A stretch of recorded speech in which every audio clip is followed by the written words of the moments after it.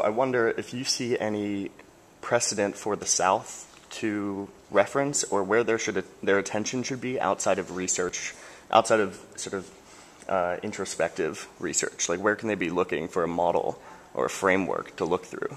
You know, that's interesting you ask that, because I just started thinking about this a little bit. I was in India this summer.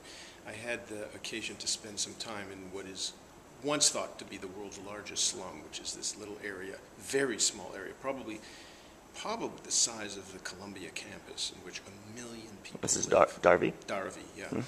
And at the same time, I noticed the guys in the streets, you know, when you stop at a traffic light, they try to sell you books.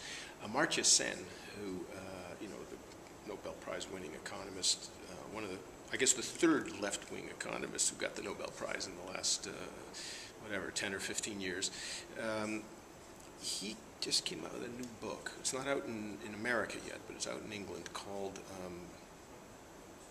I think it may be called something like The Idea of Justice.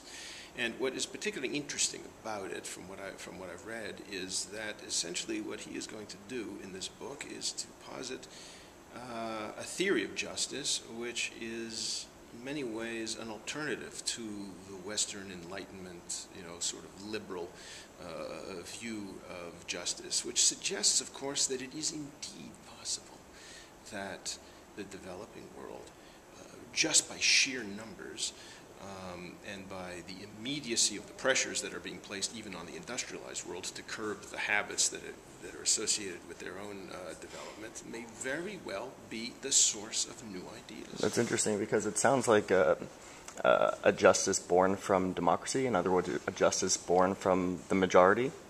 I don't know. I don't exactly know. My understand. I mean, you know, I know him mostly through the titles of his books. I haven't really read too much of Amartya Sen. He has an interesting book title. It's not a very good book. I have looked at it, called The Argumentative Indian.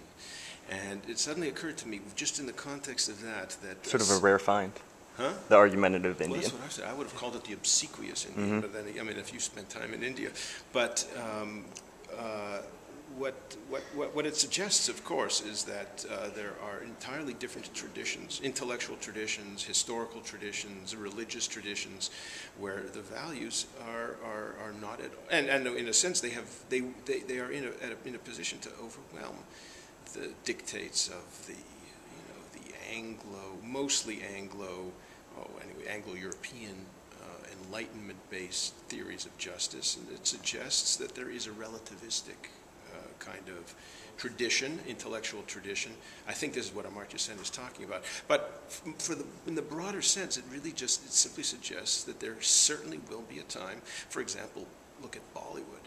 Bollywood does generate probably, I think, up to twice the amount of film footage and revenue that Hollywood produces.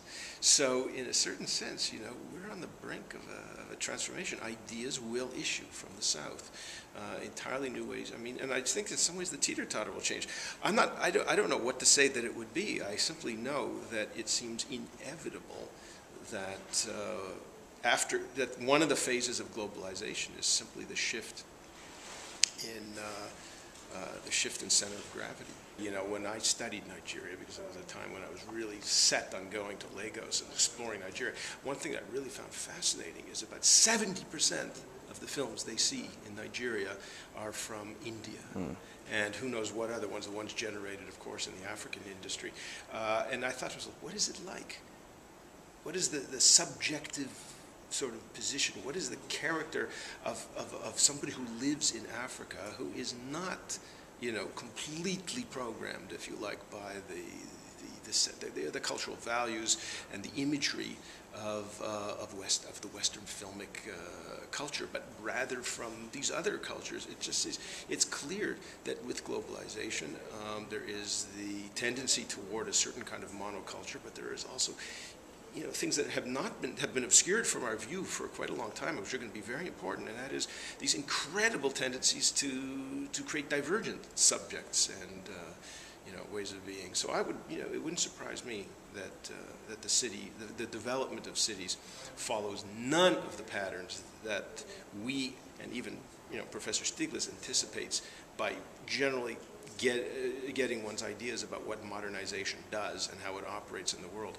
I think we don't know yet what the next phases of modernization are, because they aren't going to be rooted in our modernization traditions, but in ones that are entirely foreign and cobbled together, like you say, from the strangest things. What, East African film industry? Why not? What's the hero like in East Africa? I'm sure it's not the, the hero from post-war American cinema.